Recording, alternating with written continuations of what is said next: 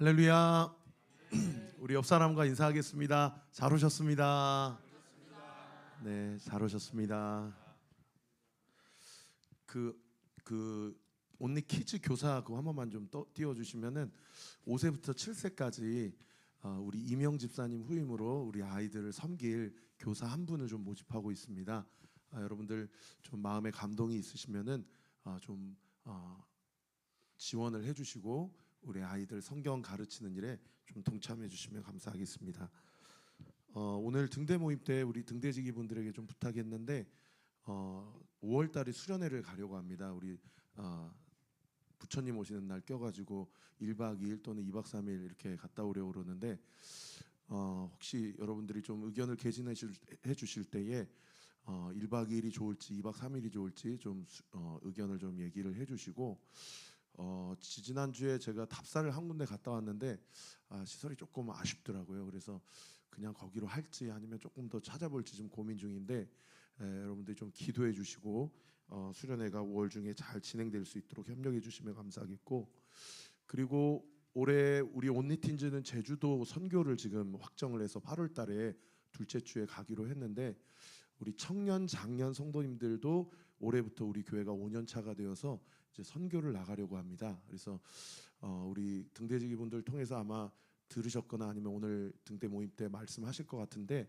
우리 장년 성도님들은 6월에 선거일 끼고 한 4박 5일 정도 필리핀 마닐라에 가서 좀 선교하면 좋을 것 같고, 10월에 청년들은 대학 청년부는 한글날 끼고 한 4박 5일 정도 우리 대만의 최남단 도시인 가오슝에 가서 거기에 선교사님들과 현지인들을 좀 섬기는 일에 동참을 했으면 하는데, 제가 뭐 선교사님들하고 좀 얘기를 해보니까 그래도 최소한 10명 이상 좀 돼야 우리가 좀 팀도 꾸려보고 좀 어떤 사역을 좀 도울 수 있을 것 같더라고요. 마닐라 같은 경우는 그 완전 빈민가에서 사역하시는 선교사님이신데 오셔서 좀 우리 현지인 교회 페인트 칠 좀 해주실 수 있으시냐고 그렇게 또 물어보시기도 하시고, 대만이나 일본 이런 나라들은 사실은 복음을 자유롭게 전도할 수는 있지만 그만큼 영적 싸움이 더 치열하다고 그럽니다. 그래서 가오슝에 있는 선교사님이 많이 좀 지쳐 계신데 한 9년 동안 대만 목사님이 개척하시고 은퇴하신 것을 한국 선교사님이 받으셔가지고 현지인들에게 복음을 전하고 있는데, 좀 그 선교사님과 함께 그 교회 성도들과 그 지역 주민들에게 복음 전하는 일을 좀 함께 하고자 하는 그런 사람들이 좀 필요하다고 그래요.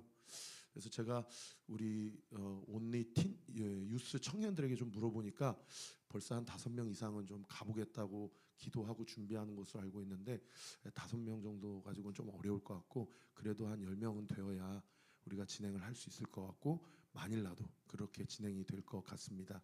제가 이번에 기도하면서 필리핀과 대만을 잡은 것은 우리 온리교회 첫 번째 선교인데 조금 치안이 상대적으로 좀 안전한 국가부터 조금씩 매년 이렇게 한번 시작해 봐야 되겠다.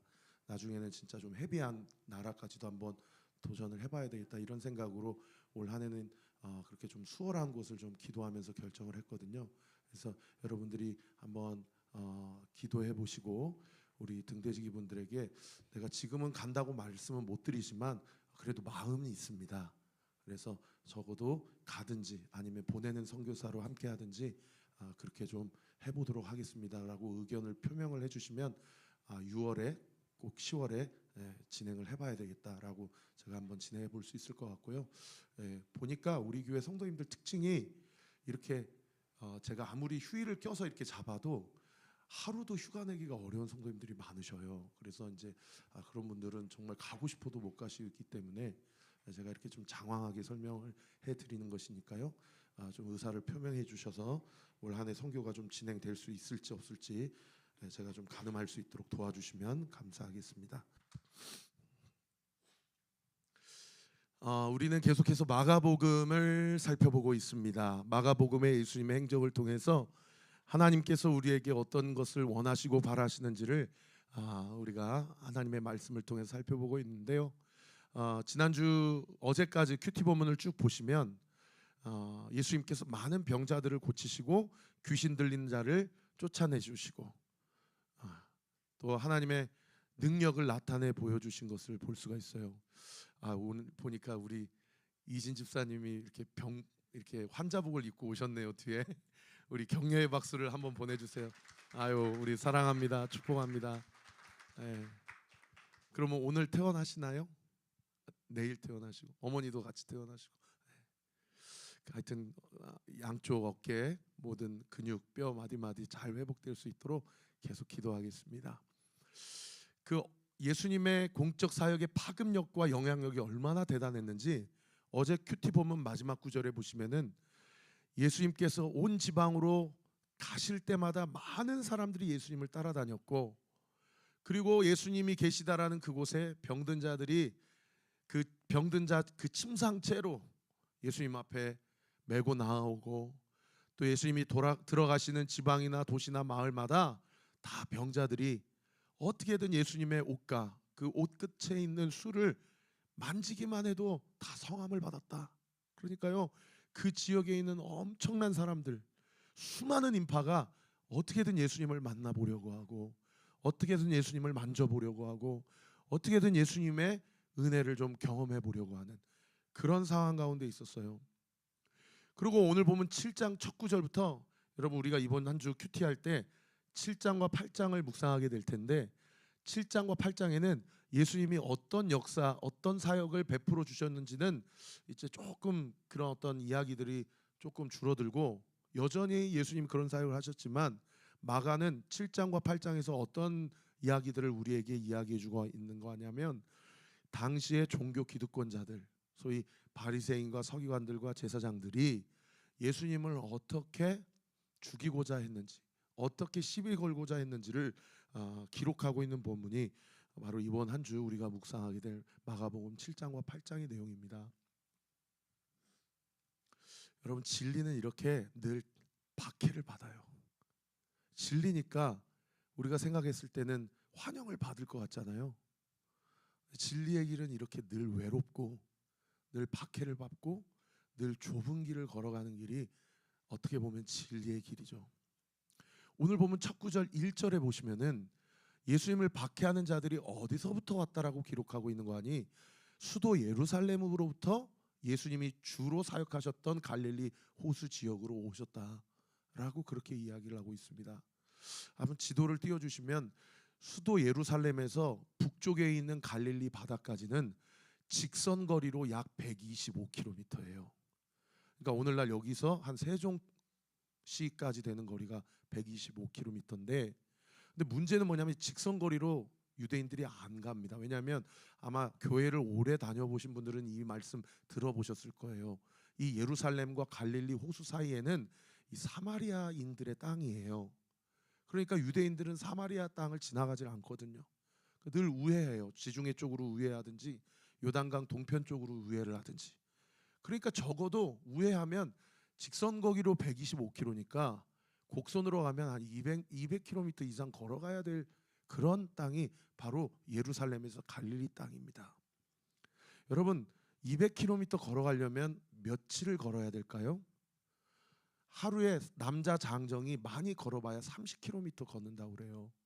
그러니까 일주일 정도는 걸어가야 예수님이 주로 사역하시는 그 촌동네에 도착을 하게 되는 것입니다. 근데 수도에서 백성들을 가르치고 랍비로서 사내들인 공의의 의원으로서 영향력을 끼치고 호의호식하던 이 기득권 세력이 굳이 일주일을 걸어서 예수님을 찾아갔던 이유가 무엇일까?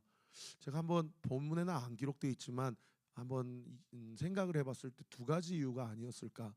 첫째는 정말 예수님이 그러한 엄청난 사역을 하시는가? 내가 눈으로 한번 똑똑히 확인을 해봐야 되겠다. 두 번째 이유가 더 궁극적인 이유고 본질적 이유인데, 이러다가 내가 가지고 있는 종교적 기득권을 잃어버릴 수 있겠구나. 내 위상과 내 권위를 지키기 위해서 그 사람을 몰락시켜야 되겠다. 이런 두 가지 이유로 세상에 200km 이상 되는 거리를 이 불편함을 감수하고 예수님을 찾아가는 것입니다. 여러분, 그런 마음으로 200km 이상 가서 예수님을 만났어요. 그래서 예수님이 오병이어 기적도 하시고 맹인의 눈도 띄워주시고 병든 자도 고쳐주시고 심지어는 회당장 야이로의 딸도 살리세요. 죽은 자도 살리세요. 뭐 구약 성경에 다 써 있거든요. 하나님의 아들 메시아 그리스도가 이 땅 가운데 오면 그는 맹인의 눈을 고쳐줄 거다. 그는 중풍병자를 일으킬 거다. 그는 저는 자들을 걸어가게 할 거다. 그는 죽은 자를 살릴 거다. 여러분, 어느 한 기적을 일으킨 선지자는 구약에 있었어요. 그런데 이 모든 기적을 다 하신 사람은 한 분도 없었어요. 왜요? 이 모든 기적을 한 사람이 하실 수 있는 분은 메시아 한 분뿐이라는 것을 구약 성경이 분명히 예언하고 있기 때문이에요. 그러면 성경을 달달달 암송하고 이해하고 있는 이 기득권 세력 입장에서는 그 이사야 선지자, 예레미야 선지자가 예언했던 그러한 그 놀라운 기적이 눈앞에서 벌어지면 우리가 상식적으로 어떻게 생각을 해야 됩니까? 아, 수백 년 전에 우리 선조가 예언하시던 하나님이 바로 정말 인간이 되셔서 이 땅 가운데 오신 분이 저분이구나 하고 저분을 받아들이고 저분을 주인으로 모시고 저분의 제자가 되고 어떻게든 저분의 말씀대로 살도록 그렇게 아둥바둥 힘써야 되는 거 아닙니까? 그런데 이미 제가 아까 말씀드린 대로 자기의 기득권을 지키고자 하는 목적이 자기 마음의 중심에 있기 때문에 세상에 죽은 자가 살아나는 기적을 눈으로 보고도 그 사람을 믿지 않고 그 사람을 죽이려 한다라는 거예요. 여러분, 여기서 오늘 본문의 첫 번째 우리의 영적 인사이트를 알 수 있는 부분이 뭐냐? 여러분, 아무리 탁월한 설교자가 하나님의 말씀을 강론한다 하더라도, 아무리 빵빵한 찬양팀이 준비가 되어서 예배를 인내한다 하더라도 예배드리는 자의 마음의 중심이 하나님의 은혜를 받도록 준비되어 있지 않다면 그 사람의 인생 가운데는 하나님의 역사가 나타날 수 없다라는 것을 알 수 있어요. 설사 하나님의 역사와 기적이 나타난다 하더라도 그 사람의 삶과는 아무런 연관이 없다라는 것을 알 수 있다라는 거죠. 그래서 야고보서 1장 21절에 뭐라고 말씀하고 있는 거 아니? 너희가 말씀을 받을 때에는 온유함으로 받아야 된다. 이 부분을 다른 번역 성경에 하나님의 말씀을 겸손히 받아들여야 된다. 히브리서 3장 15절에도 너희가 말씀을 받을 때 너희의 마음을 완고하게 하지 말라. 다른 번역 성경에 고집 부리지 말라. 자기 안에 있는 프레임을 두고 그 안에 하나님을 가두거나 또는 하나님의 말씀을 전하는 스피커로 인해서 그 말씀이 내 삶 가운데 역사하지 못하는 일들이 없도록 내 마음을 완고하게 하거나 온유하지 못하게 하는 일이 없어야 된다라고 성경의 여러 구절에서 우리에게 당부하고 있는 그런 본문인 것이죠. 어떻게든지 예수님의 약점과 실수를 찾아내서 까발리려는 것이 그들의 목적이기 때문에 이들이 그 다음부터는 예수님이 뭐라고 하고 다니시는지 또 뭘 하고 다니시는지를 아주 그냥 면밀하게 관찰을 합니다. 그런데 오늘 본문에 예수님이 잘못하거나 실족한 것은 찾지 못하고 누가 잘못하고 누가 실수한 것을 찾았냐? 예수님의 제자들이 잘못하고 실수한 것을 찾았어요. 그게 오늘 본문 2절 말씀인데 우리 2절 말씀 같이 한번 읽어볼까요? 시작. 그의 제자 중 몇 사람이 부정한 손 곧 씻지 아니한 손으로 떡 먹는 것을 보았더라. 식사를 하는데 여기서 말하는 떡이 우리 최정호 집사님이 만드시는 그 떡을 얘기하는 게 아니고요. 여기서 성경이 얘기하는 이 떡은 주식, 식사를 이야기합니다. 그러니까 선생님, 예수님과 제자들이 함께 식사하는 모습을 보다가 세상에 제자들이 손을 씻지 않고 식사하는 것을 발견을 한 거예요. 근데 이게 왜 문제가 되냐? 마가가 그 다음 구절에 그 당시 유대의 전통을 우리에게 소개하고 있는데 3절과 4절 한번 보셔요. 바리새인, 제가 읽어드리겠습니다. 바리새인과 모든 유대인들은 장로들의 전통을 지켜 손을 잘 씻지 않고서는 음식을 먹지 아니하며 또 시장에서 돌아와서도 물을 뿌리지 않고서 먹지 아니하며 그 외에 여러 가지 지켜오는 것이 있으니 잔과 주발과 녹그릇을 씻음이더라. 자, 여기 3절과 4절 말씀을 근거해서 정리해 보면 그 당시 유대의 전통을 세 가지로 요약할 수 있는데 첫 번째가 뭐냐? 식사하기 전에는 반드시 손을 씻고 식사한다. 두 번째가 뭐냐? 외출하고 집에 돌아와서는 거기 물을 뿌리지 않고서는이라고 아까 4절에 돼 있는데 소위 이렇게 막 물 묻혀가지고 뿌리는 걸 얘기하는 게 아니고 오늘날로 이야기하면 몸을 씻지 않고서는 샤워하지 않고서는 식탁 자리에 앉지 않았다 이렇게 표현하는 이해하시는 것이 옳거든요. 몸을 집에 돌아와서는 몸을 반드시 씻고 식사했다. 그리고 마지막 세 번째는 몸과 손뿐만 아니라 식기구도 씻고 식사했다라는 것이 그들의 유대 전통이었다는 거예요. 근데 오늘날 우리 현대인들에게 이거 너무 당연한 거 아닙니까, 그죠? 오늘처럼 이렇게 위생과 보건이 많이 이렇게 널리 자리 잡고 있는 시대에는 당연히 손 씻고 식사하는 것은 당연하잖아요. 근데 2000년 전에는 특별히 또 중동 지역에는 그런 것들이 이게 일상화되지 않는 시대였어요. 그래서 뭐 저도 어느 한 날 보건소 가니까 손만 잘 씻어도 전염병의 70%를 예방할 수 있습니다. 이런 슬로건을 본 적이 있는데 그 당시에는 그러한 의학적 지식도 그런 문화도 없었던 시대니까 하나님이 아예 이거를 모세 율법에다가 딱 박아놨는데 그 대표적인 구절이 레위기 22장 6절이거든요. 우리 같이 한번 읽어볼까요? 시작. 곧 이런 것에 접촉된 자는 저녁까지 부정하니 그의 몸을 물로 씻지 아니하면 그 성물을 먹지 못할지며. 그러니까 물로 씻은 다음에 식사해라. 물로 씻은 다음에 성물을 먹어라. 라고 그렇게 아예 3000년 전에 3500년 전에 모세를 통해서 유대 공동체 하나님이 못을 박아놨어요. 근데 문제는 뭐냐? 레위기 22장 6절 말씀의 대상이 일반 전체 성도들 백성들을 위한 말씀이 아니고 누구에게 향한 말씀이냐면 제사장들에게 향한 말씀이에요. 제사장만 지키면 되는데 이 유대 장로들과 리더십들이 이거는 너무 중요한 규례니까 하나님은 제사장들에게만 지키라고 말씀하셨지만 우리는 다 제사장 나라 제사장 백성이니 우리 유대 백성은 다 지킵시다 라고 하고 아예 그냥 전통과 자신들의 유전으로 못을 박아버린 겁니다. 그게 이제 출애굽기 19장에 기록되어 있는데 제가 읽어드릴게요. 너희가 내게 대하여 제사장 나라가 되게며 거룩한 백성이 되리라. 너는 이 말을 이스라엘 자손에게 전할지라. 그래서 제사장들만 지킬 정결 예법을 이 랍비들과 리더십들이 모든 유대인들은 다 지킬 것으로 그냥 보편화시켜 버린 것이죠. 문제는 뭐냐? 이걸 가지고 누구를 공격한 거예요? 예수님과 예수님 제자들을 지금 공격을 한 거예요. 그 본문이 오늘 보면 5절 말씀인데 제가 읽어드릴게요. 이에 바리새인들과 서기관들이 예수께 묻되 어찌하여 당신의 제자들은 장로들의 전통을 준행하지 아니하고 부정한 손으로 떡을 먹나이까? 자, 이러한 종교 기득권자들의 예수님을 향한 공격에 오늘 보면 6절 말씀에 예수님이 뭐라고 답변하시냐면 이렇게 답변하시는데 오늘 설교에서 가장 중요한 부분입니다. 우리 같이 한번 읽어볼까요? 시작. 이르시되 이사야가 너희 외식하는 자에 대하여 잘 예언하였도다. 기록하였으되 이 백성이 입술로는 나를 공경하되 마음은 내게서 멀도다. 여러분, 아니 왜 손 안 씻고 식사합니까? 라고 공격을 했는데 예수님이 마치 동문서답하듯이 무엇을 먼저 말씀하시냐면 여기 눈에 들어오는 단어가 외식이라는 단어예요. 외식이라는 단어. 외식하는 자에 대해서 이사야가 이미 800년 전에 잘 예언하였다.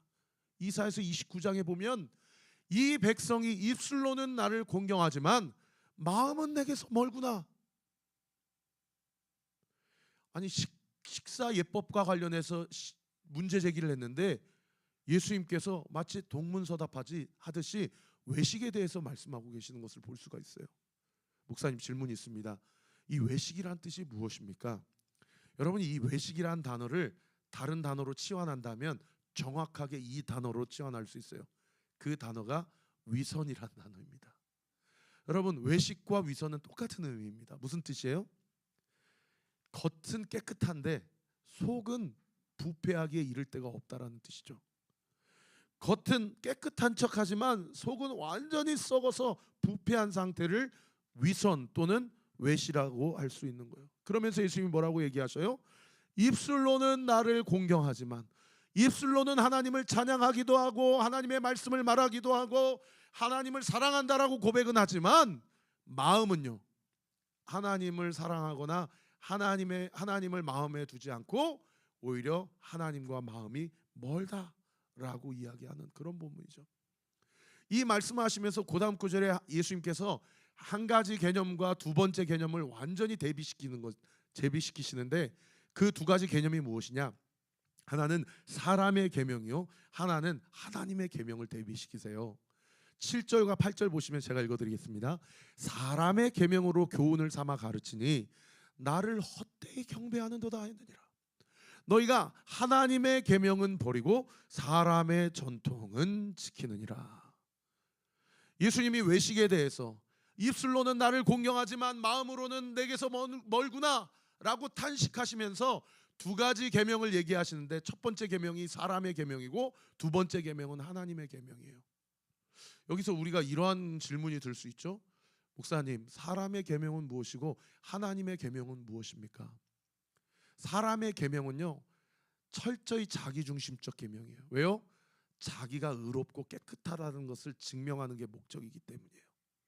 그래서 사람의 계명은 자기 자신도 자기 연민과 영적 열등의식에 빠지기도 하게 하거니와 남도 정죄하고 판단하는 것이 목적이죠. 그러나 하나님의 계명은요, 살리는 것이 목적입니다. 할렐루야. 여러분, 오병이어 사건에서 많은 사람들이 예수님을 쫓아와요. 왜요? 여러분, 살아가면서 이 땅 가운데 사람에게 가장 큰 스트레스가 무엇인 줄 아십니까? 이거 너무 명백하게 먹고 사는 문제예요. 너무 명백하게 먹고 사는 문제가 이 땅을 살아가는 우리 모두의 가장 극심한 스트레스입니다. 근데 예수님이 세상에 먹고 사는 문제를 해결해 준 거예요. 그러니까 사람들 안에 어떤 생각과 마음이 일어납니까? 아, 저분 따라가면 내가 평생 먹고 사는 거는 걱정 안 해도 되겠다. 내가 노동하지 않았는데 먹는 것을 주는구나 하면서 그때부터서는 12제자나 70문도만 따라가는 게 아니라 수만 사람, 남자만 5,000명 이상, 아마 2만 명이 될지 3만 명이 될지 몰라요. 막 그 사람들이 예수님을 막 쫓아가는 거예요. 그랬더니 예수님이 그 무리들에 대해서 요한복음 6장에 뭐라고 얘기하셔요? 아주 전곡을 찌르는 말씀을 하시죠. 예수께서 대답하여 이르시되 내가 진실로 너희에게 이르노니 너희가 나를 찾는 것은 표적을 본 까닭이 아니요 떡을 먹고 배부른 까닭이로다. 너희가 나를 따르는 것은 내가 너희에게 어떠한 필요와 너희가 원하는 것을 채워주기 때문이지 나 자신 때문은 아니다 라고 그렇게 전곡을 찌르는 말씀을 하세요. 그러니까 수많은 무리들이 이 말씀에 마음이 찔려가지고 예수님께 뭐라고 이야기하시냐면, 그러면 우리가 고단 구절 띄워주세요. 어떻게 하여야 하나님의 일을 할 수 있습니까? 맞습니다. 나 주님이 나에게 주시는 그 콩고물 좋아가지고 따랐는데 그러면 나도 주님의 계명, 하나님의 계명, 하나님의 일 하고 싶습니다. 어떻게 하면 그 일을 할 수 있습니까? 라고 얘기했더니 예수님이 뭐라고 얘기하셔요? 충격적인 얘기를 하죠. 하나님께서 보내신 일을 믿는 것이 하나님의 일이다. 여러분, 저 보세요. 사람의 계명은 어떻게 한다고요? 자기의 의로움을 드러내고 누군가를 깎아내리는 게 목적이에요. 하나님의 계명은요, 사람을 살리는 데 있죠. 그러면 하나님의 계명, 하나님의 일은 우리가 마치 뭔가를 해야 될 것 같잖아요, 그죠? 그런데 하나님 우리에게 뭐라고 얘기하세요? 나를 잘 믿는 것이 나의 계명이요 나의 일이야 라고 이야기하신다는 것입니다. 우리가 자기 자신에게 물어봐야 돼요. 나는 진짜 예수님을 잘 믿고 있는가? 나는 정말로 주님을 잘 믿고 있는가? 우리 자신에게 물어봐야 됩니다. 바리새인 중 한 사람이, 그래도 그 사람도 아마 하나님의 율법 토라에 대해서 너무나도 잘 안다라고 스스로 자랑하는 사람이었어요. 그래서 어쩌면 자기의 의로움을 드러내려고 예수님께 이런 질문을 했었는지 모르겠어요. 하나님이 우리에게 주신 계명 중에 가장 큰 계명은 무엇입니까? 라고 질문을 했어요. 그랬더니 예수님이 마태복음 22장에 뭐라고 말씀하십니까? 이렇게 말씀하셔요. 예수님께서 이르시되 내 마음을 다하고 목숨을 다하고 뜻을 다하여 네가 하나님의 일을 해라. 네가 나를 위해서 헌신해라. 이런 얘기 안 하시고 네 마음을 다하고 목숨을 다하고 뜻을 다하여 나를 사랑해라. 이게 가장 큰 계명이다. 그리고 그와 똑같은 큰 계명이 너의 이웃을 너의 자신과 같이 사랑해라. 저는 늘 이게 39절에 이 이웃이라는 번역이 좀 아쉽거든요. 보통 우리가 말씀을 묵상할 때 내 이웃을 사랑해라 하면 마치 이 이웃이, 저는 이제 1902호에 살아요. 1902호에 사는 어떤 누군가를 생각하게 해요. 그게 이웃인 줄 알아요.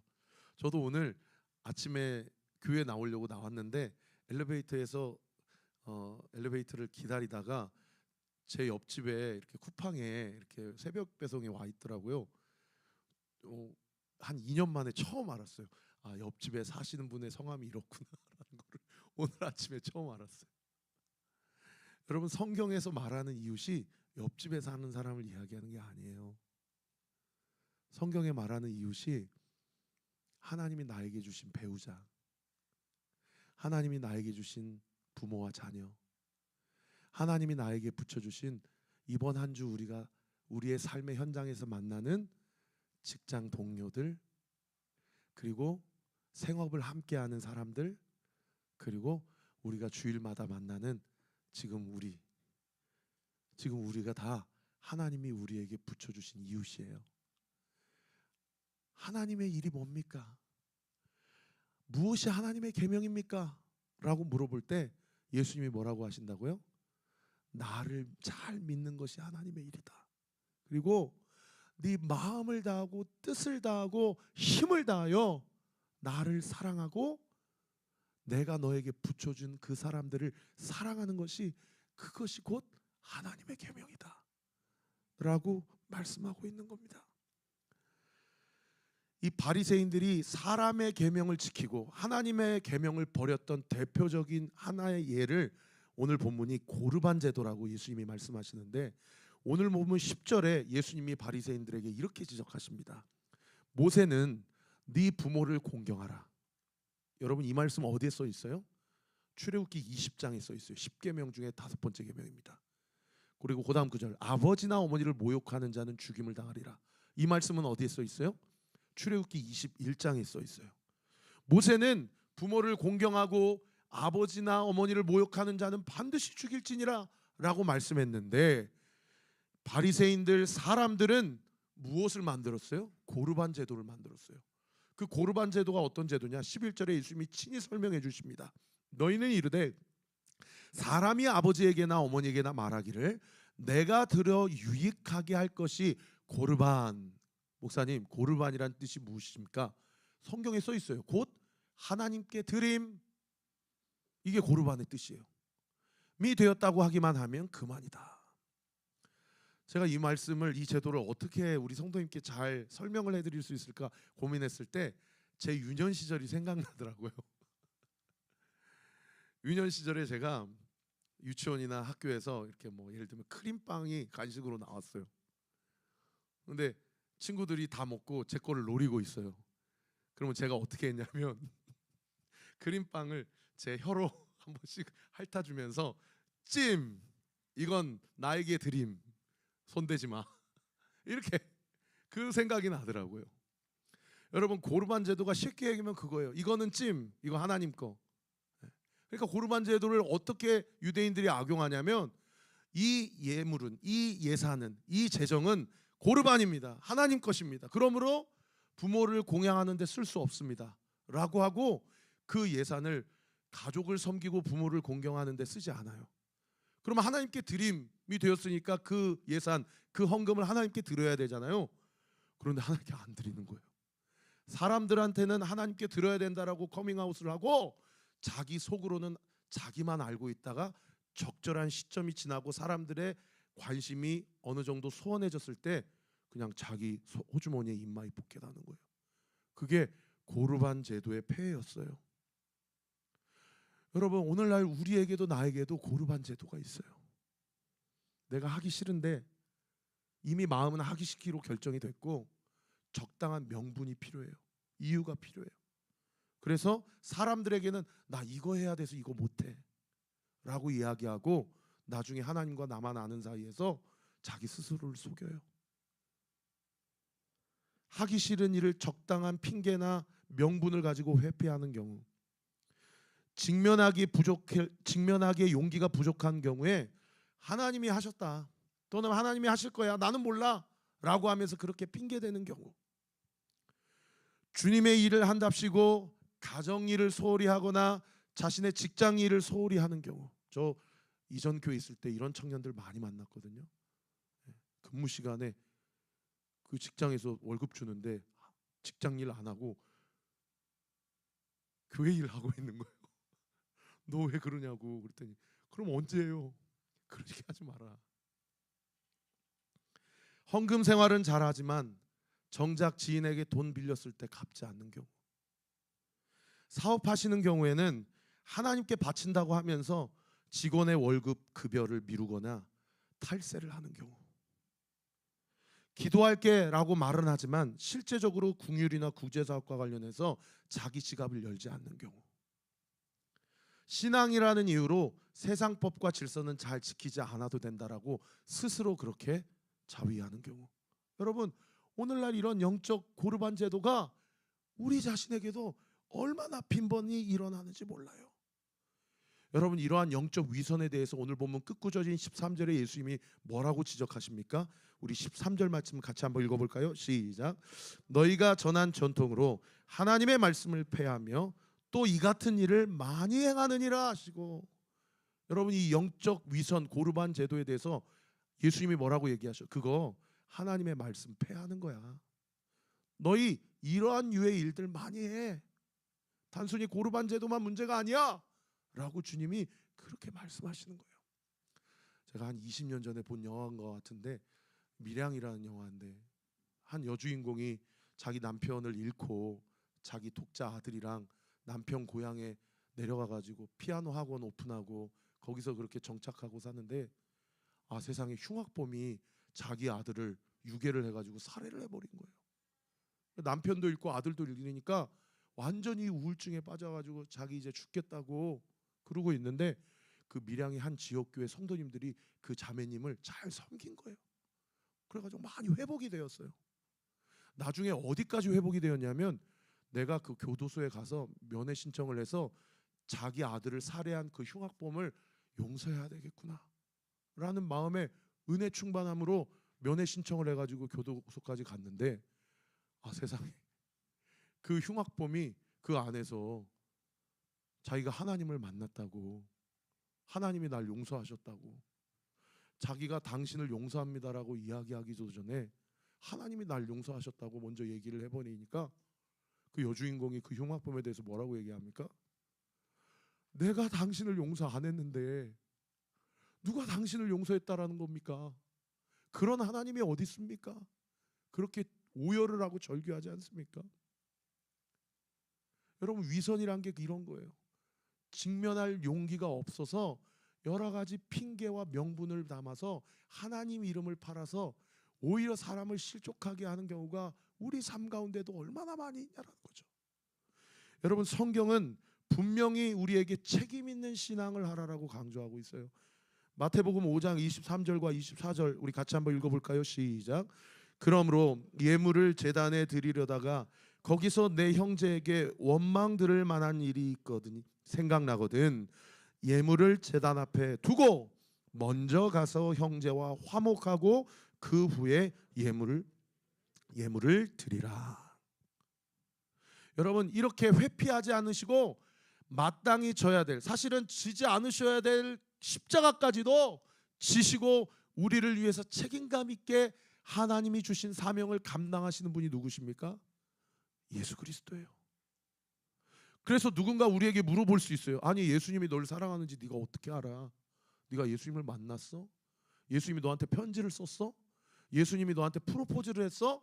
라고 물어봤을 때 성경이 어떻게 주님이 나를 향한 사랑을 우리가 알 수 있고 믿을 수 있느냐라고 이야기합니까? 요한일서 3장 16절 말씀 우리 같이 한번 읽어볼까요? 시작.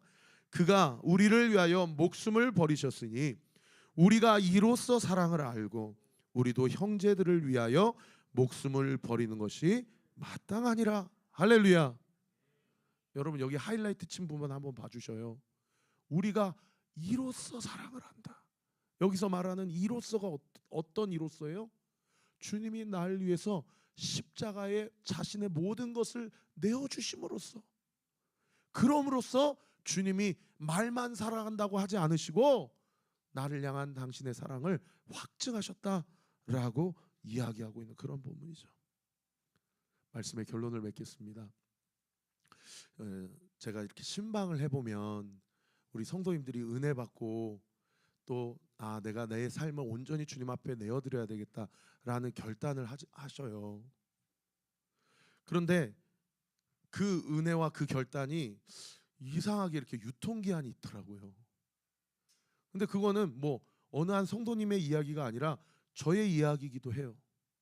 막 은혜 충만하고 성령 충만할 때는 내가 하나님의 사명을 잘 감당해야 되겠구나 이런 생각이 들기도 하지만 어떨 때는 나로서는 안 되는구나 이렇게 왔다 갔다 하고 너무나도 많이 좌로나 우로나 흔들리고 치우치는 경우가 우리 삶 가운데 얼마든지 있을 수가 있어요.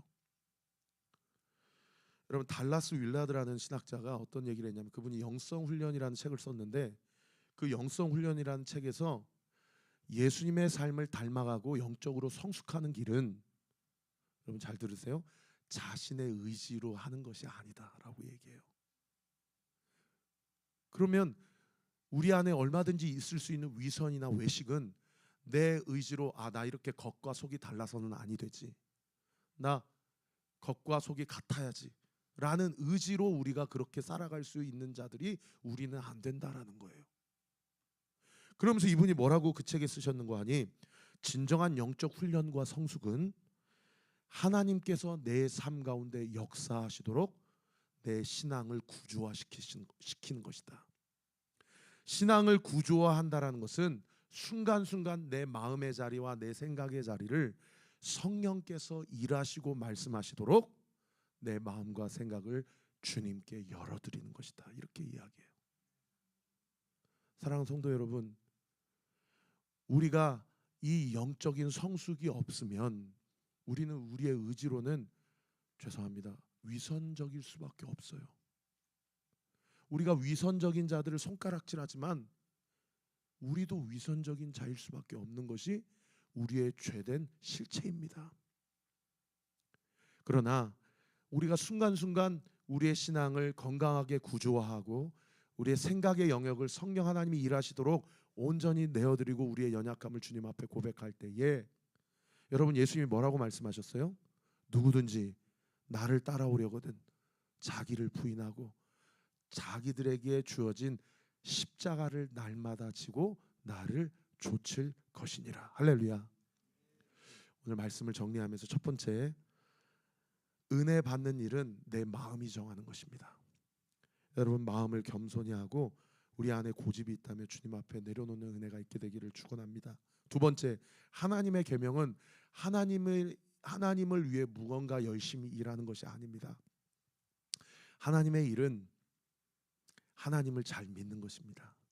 그리고 하나님을 더욱 사랑하고 우리가 아까 찬양한 대로 우리가 서로를 사랑할 때에 하나님의 나라가 우리 가운데 이곳 가운데 가득하게 되는 우리 온리교회가 될 줄 믿습니다.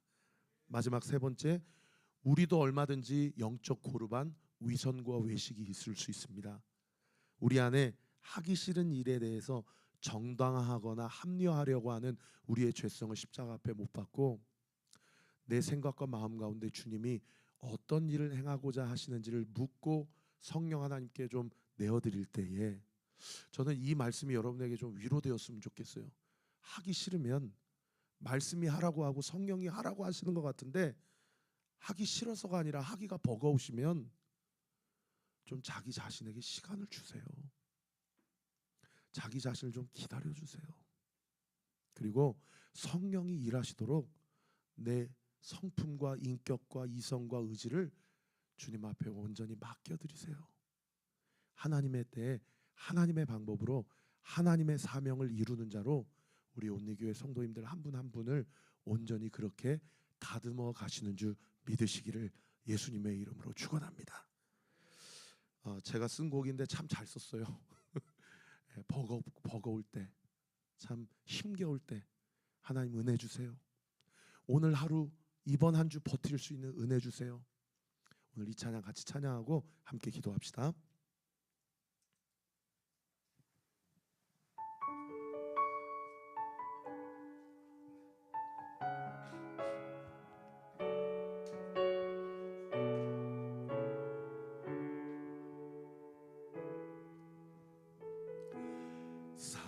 살아내기에 힘겨운 하루 감당하기에 버거운 하루 삶에 힘겨워 여전히 힘겨워 내 주님께 온 맘 다해 주만 의지합니다. 살아가기에 두려운 하루 순종하기에 무거운 하루 나의 힘 다해 정성을 다해 내 주님께 온 맘 다해 주만 바라봅니다. 하루의 은혜가 내 삶에 임하여 문제가 기도가 되고 아픔이 자랑되어 하나님의 사랑 드러나게 하소서. 나를 구원하신 그 사랑 하루의 은혜가 이곳에 임하여 고난이 축복이 되고 상처가 간증되어 영원하신 사랑 신뢰하게 하소서. 하루를 살아가기 주소서.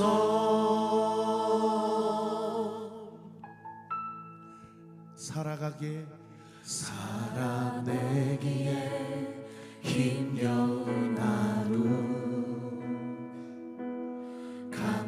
감당하기에 버거운 하루 삶에 힘겨워 여전히 힘겨워 내 주님께 온 맘 다해 주만 의지합니다. 살아가기에 두려운 하루 순종하기에 무거운 하루 나의 힘 다해 정성을 다해 내 주님께 온 맘 다해 주만 바라봅니다. 하루의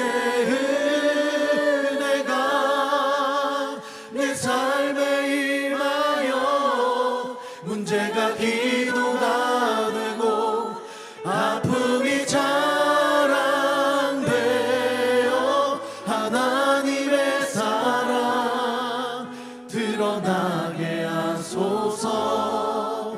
나를 구원하신 그 사랑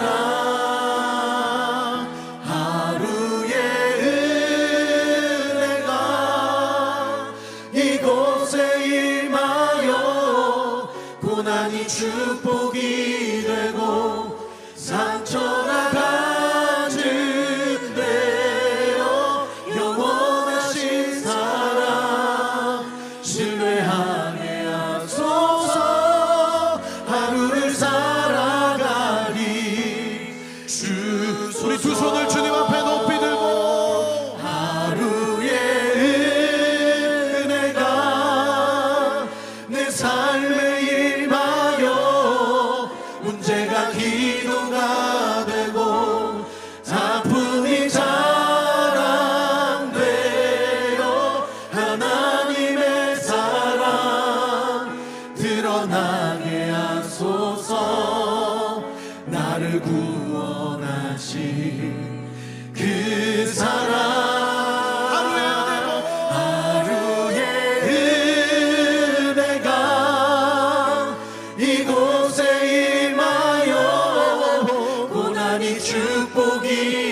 되고 상처가 간직되어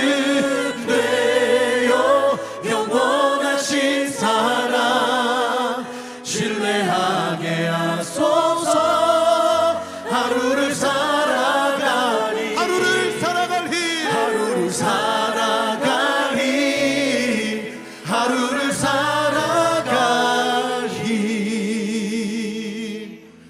주소서.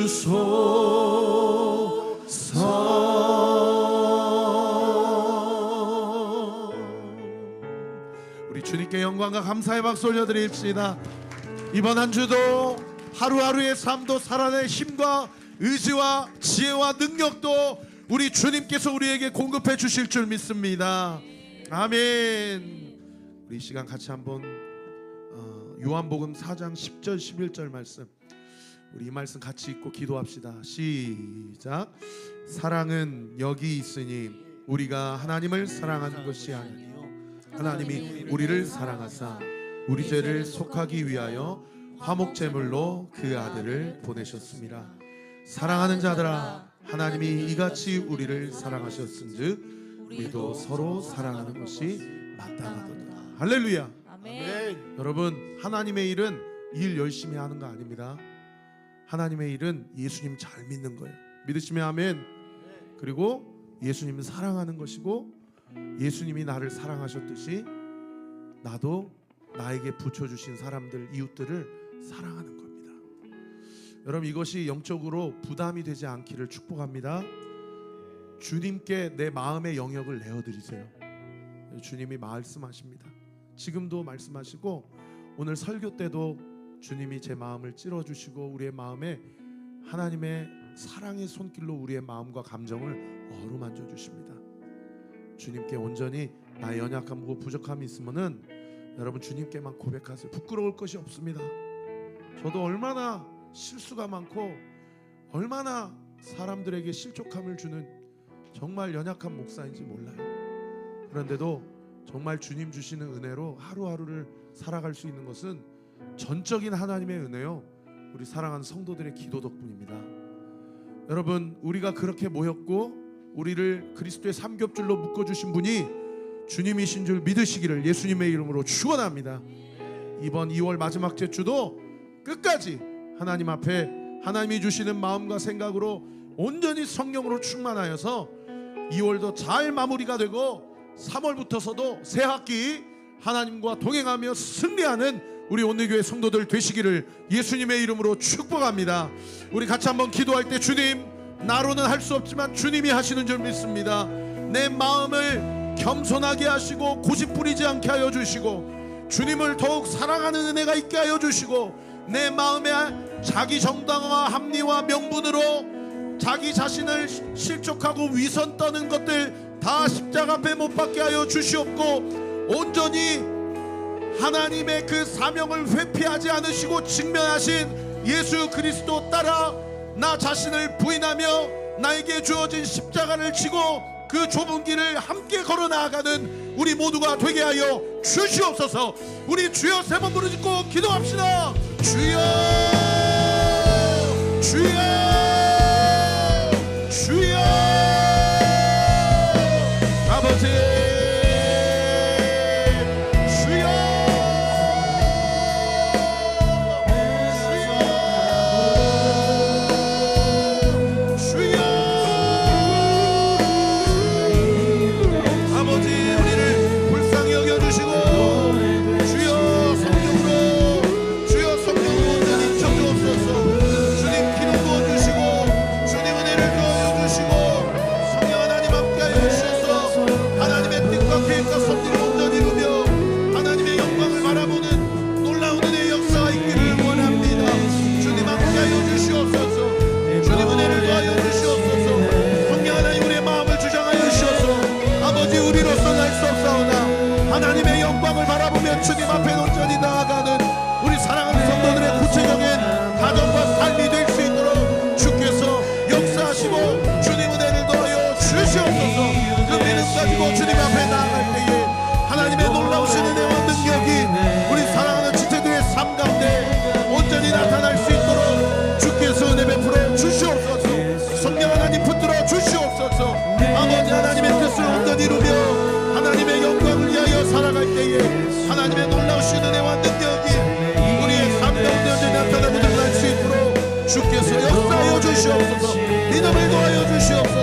아버지 하나님의 뜻과 계획과 섭리를 온전히 이루며 아버지 내가 믿고 내가 이루는 분, 내가 사모하는 분, 나와 함께 하시는 분, 하나님 나와 함께 하시고 동행하시고 나의 삶을 지키시는 분, 아버지 온전히 주님 예수 그리스도 한번 부인들 믿사오니 그 믿음 가지고 주의 뜻을 이루며 하나님의 영광을 바라보며 하나님의 은혜와 사랑이 온전히 부어지는 귀하고 복된 은혜의 역사 있도록 주께서 은혜 베풀어 주시옵소서. 주님 함께하여 주시옵소서. 하나님 우리 가운데 역사하시고 주님 은혜를 더하여 주시고 아버지 하나님의 놀라우신 은혜와 능력이 우리의 삶 가운데 언제 나타나고 드러나는 귀하고 복된 은혜의 역사 있도록 주께서 은혜 베풀어 주시고 주님 함께하여 주시옵소서. 주님 믿음 위에 믿음을 더하여 주옵소서. 믿음의 작동되게 하여 주시옵소서. 하나님의 놀라우신 은혜와 영광이 온전히 나타나게 하여 주옵소서. 하나님의 뜻이 온전히 나타나게 하여 주옵소서. 아버지 모든 심령이 하나님의 놀라우신 은혜와 축복이 온전히 임하고 드러나고 나타나는 귀하고 복된 은혜의 역사 있도록 주께서 은혜 베풀어 주시고 주님 함께하여 주시옵소서. 아버지 하나님, 사순절 기간을 지나가고 있습니다.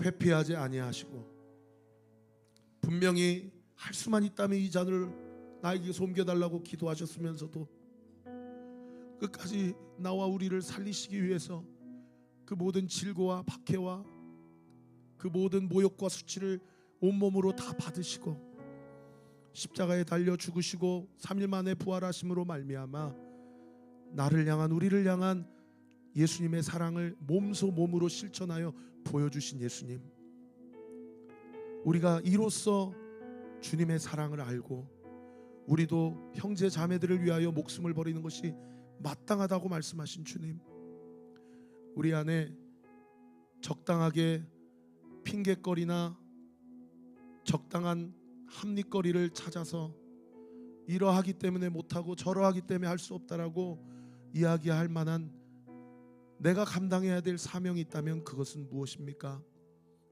아버지, 우리 각자가 이 말씀 앞에 우리의 삶을 돌아보며 아버지 하나님, 영적인 훈련과 성숙은 결코 우리 자신의 의지대로 할 수가 없고 하나님께서 역사하시도록 아침마다 나에게 주신 이 온리교회 공동체를 통해서 하나님이 나에게 하신 말씀을 듣는 훈련을 하게 하시고 그 영적 구조화를 통하여 하나님이 말씀하시는 공간을 마련하고 하나님이 내 삶 가운데 역사하시는 내 삶의 영역을 마련하여 구체적으로 하나님의 인도하심을 받는 저와 우리 모든 온리교회 성도들 되게 하여 주시옵소서. 아버지 하나님, 사순절 필사할 때마다 성령 하나님 기름 부으셔서 말씀을 쓸 때 그 말씀이 살아 운동력이 있어 움직이는 역사를 경험케 하여 주옵소서.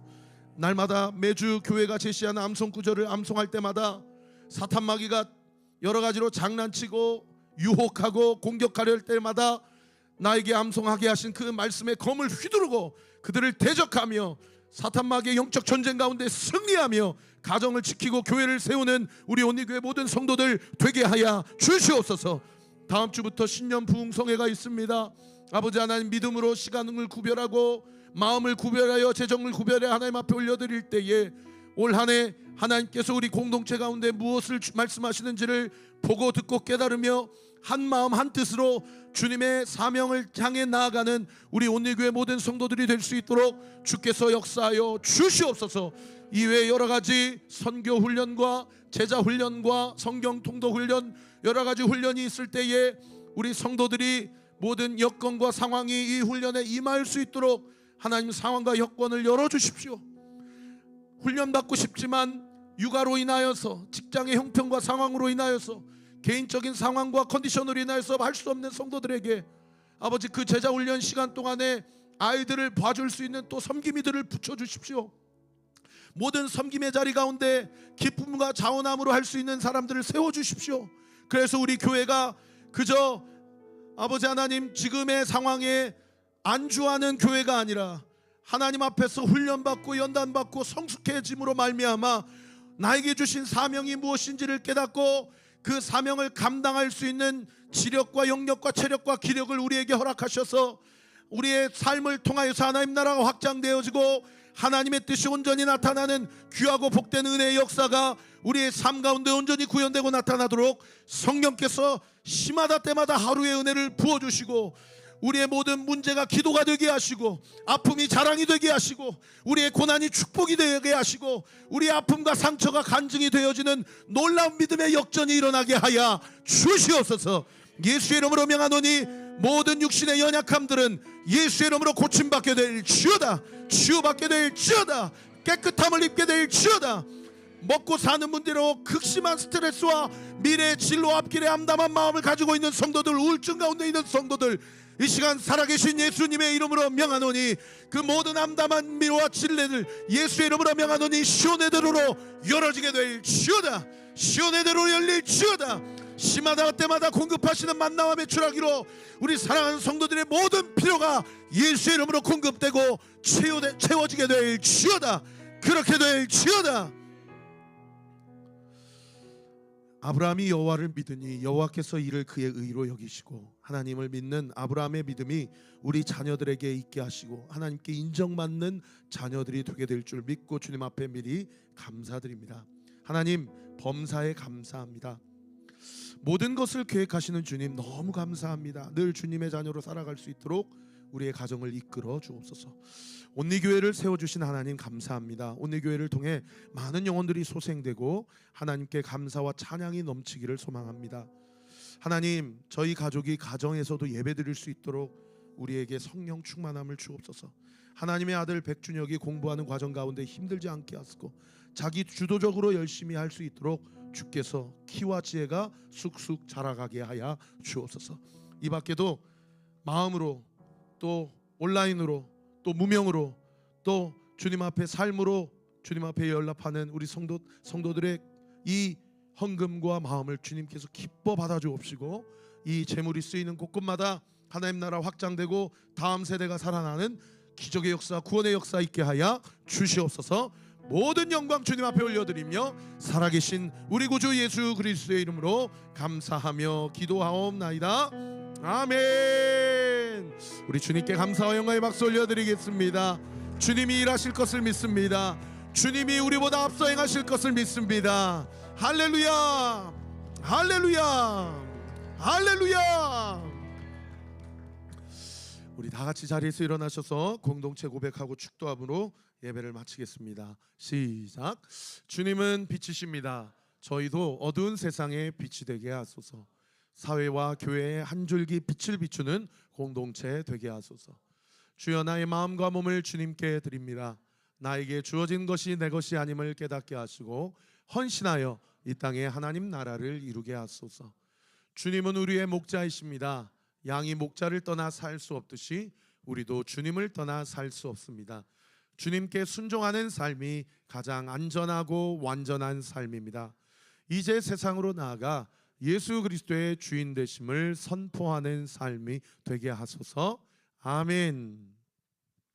이제는 우리 구주 예수 그리스도의 은혜와 하나님의 사랑과 성령 하나님의 위로교통 충만하심이 은혜 받기로 마음을 정하고, 하나님의 계명은 하나님을 위해 어떤 일을 하는 것이 아니라 하나님을 잘 믿는 일이요, 하나님을 더욱 사랑하는 일이요, 나에게 붙여주신 사람들을 더욱 사랑하고 우리 안에 있을 수 있는 얼마든지 위선과 외식을 다 십자가 앞에 못 박고 날마다 부어주시는 하루의 은혜에 힘입어 하나님의 뜻을 온전히 이루고 나에게 주신 사명을 넉넉하게 감당하기로 결단하는 우리 사랑하는 온리교회 모든 성도들 머리머리 위에, 이들의 가정 위에, 이들의 생업 위에, 이들의 모든 진로 앞길과 자녀들 머리머리 위에 지금으로부터 영원토록 함께 하시기를 간절히 축원하옵나이다. 아멘.